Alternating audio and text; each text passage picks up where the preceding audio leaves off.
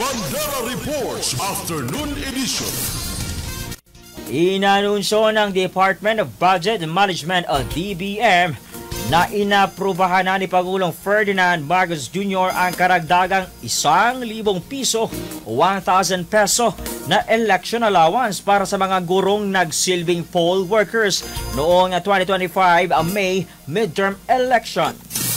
Ayon kay DBM Secretary Mina Pangandaman, ang dagdag na honoraria ay bukod pa sa paunang 2,000 across the board increase na naaprubahan sa ilalim ng 2025 General Appropriation Act. Ang kabuuang 7,000 o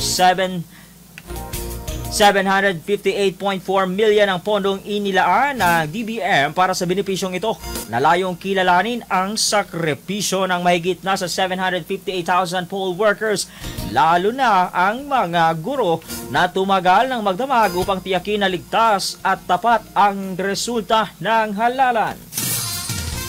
Tiniyak naman ng Commission on Election na matatanggap ng mga poll workers ang kanilang kabuuang allowance sa loob ng 10 araw matapos ang eleksyon. Bandera Reports Afternoon Edition.